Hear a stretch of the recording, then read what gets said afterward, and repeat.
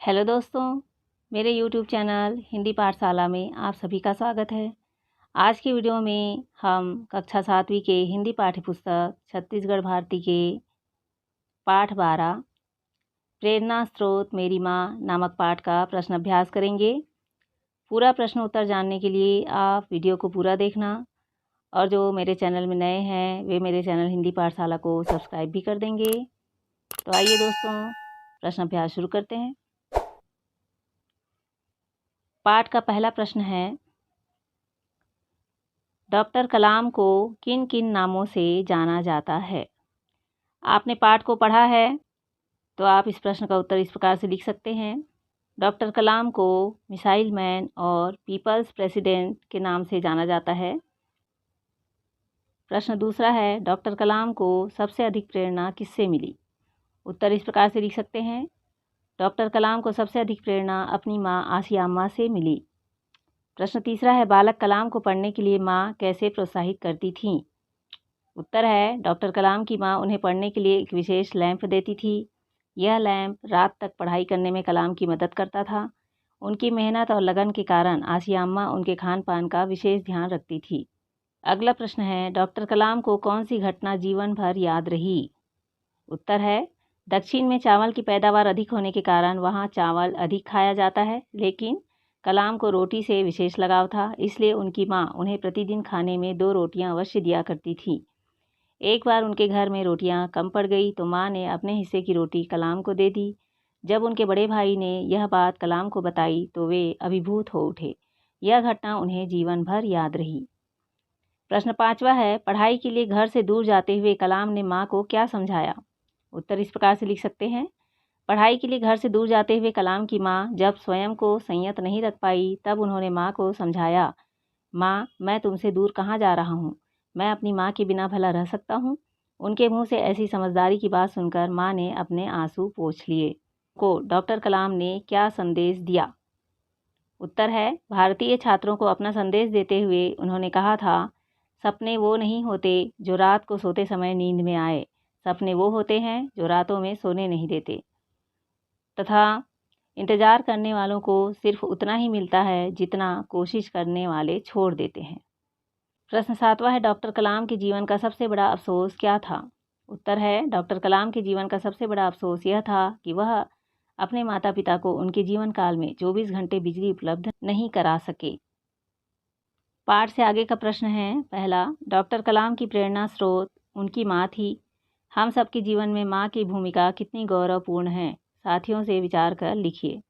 तो यहाँ पर आप अपने विचार लिख सकते हैं, जैसे यहाँ लिखा हुआ है, इस जगत में हमें लाने का श्रेय माँ को ही है। उनकी छत्र छाया में हम पलते व बढ़ते हैं। जीवन में चाहे कैसा भी समय क्यों ना आए, माँ ही है जो हमारे साथ होती है। प्रत्यक्ष या अप्रत्यक्ष रूप से हमें वह हमेशा संबल प्रदान करती है। जीवन में जब कठिनाइयाँ आती हैं तो उस वक्त भी माँ का ही सहारा सबसे पहले हमें मिलता है। अतः हम सब के जीवन में माँ की भूमिका अहम है, वह हमारे व्यक्तित्व का आईना है। तो इस प्रकार से हम सब के जीवन में हमारी माँ का अहम रोल होता है। भाषा से अगला प्रश्न है, पाठ में आए निम्नलिखित विदेशी शब्दों को हिंदी भाषा के शब्दों में बदलिए। अमानत, एहसास, कायनात, जिक्र, ज़्यादा, शक्ति, अफसोस, सराबोर। यहाँ पर कुछ शब्द दिए हुए हैं जिनका हिंदी अर्थ आपको लिखना है। अमानत का हिंदी अर्थ है धरोहर, एहसास का अर्थ है अनुभव, कायनात का अर्थ है दुनिया, ज़्यादा मतलब अधिक, अफसोस मतलब दुख या संवेदना प्रकट करना, जिक्र मतलब उल्लेख या चर्चा, शक्ति मतलब कड़ाई, सराबोर मतलब भीगा हुआ। प्रश्न दूसरा है, निम्नलिखित वाक्यों को ध्यान से पढ़िए। मुझे फल ही चाहिए, मुझे फल भी चाहिए।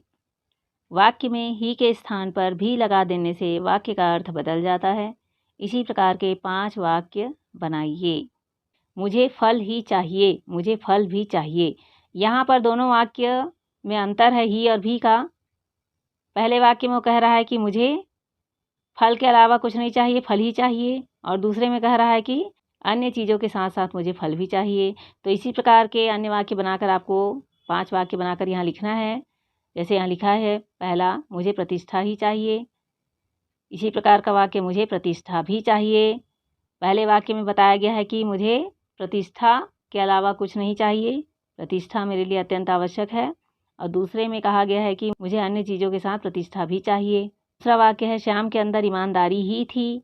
श्याम के अंदर ईमानदारी भी थी। तो यहाँ ये कहना चाह रहे हैं कि श्याम के अंदर केवल ईमानदारी थी। और दूसरे वाक्य में कहा गया है कि श्याम के भीतर अन्य गुणों के साथ साथ ईमानदारी का भी गुण था। तीसरा है पेटी में धन ही भरा था। अगला है पेटी में धन भी भरा था। तो यहाँ पर पहले कहा जा रहा है कि पेटी में केवल धन भरा था। दूसरे वाक्य में कहा गया है कि पेटी में अन्य सामग्रियों के साथ धन भी रखा हुआ था। इसी प्रकार के वाक्य हैं जंगल में देवदार वृक्ष ही था। जंगल में देवदार वृक्ष भी था। पहले में बताया गया है कि जंगल में केवल देवदार वृक्ष था और दूसरे में कहा जा रहा है कि जंगल में अन्य वृक्षों के साथ देवदार वृक्ष भी था। पांचवा है कल पड़ोस में ही चोरी हुई थी। कल पड़ोस में भी चोरी हुई थी। यहाँ बताया जा रहा है कि कल केवल पड़ोस में चोरी हुई थी और अगले वाक्य में बताया गया है कल यहाँ पर चोरी हुई थी, जिसमें अनेक घरों के साथ साथ पड़ोस में भी चोरी हुई थी। प्रश्न तीसरा है पाठ में महान, काम, सहज भाव, महान व्यक्तित्व, चर्चित लोग, चुनिंदा हस्तियों जैसे विशेषण युक्त शब्दों का प्रयोग हुआ है। पाठ में आए ऐसे ही अन्य 10 विशेषण युक्त शब्दों को ढूंढकर लिखिए।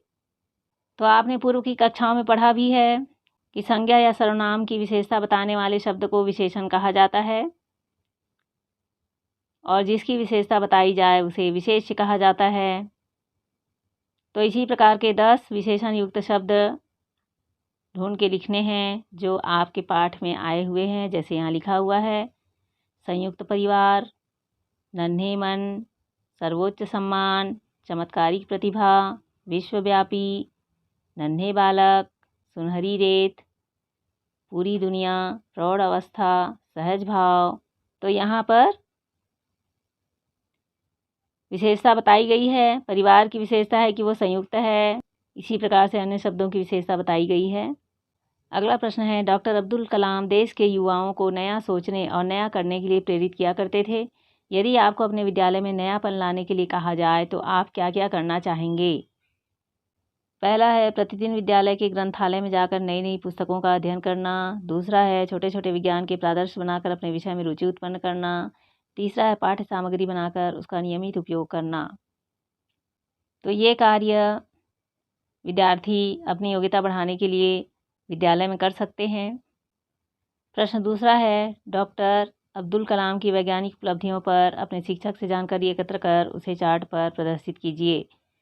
तो ये कार्य आपको स्वयं करना है। अपने विषय शिक्षक से आप इस संबंध में चर्चा कर सकते हैं। नेल्सन मंडेला, ऑंग सांग सू की और मलाला यूसुफजई के बारे में शिक्षक से चर्चा कर 10-10 पंक्तियाँ लिखिए।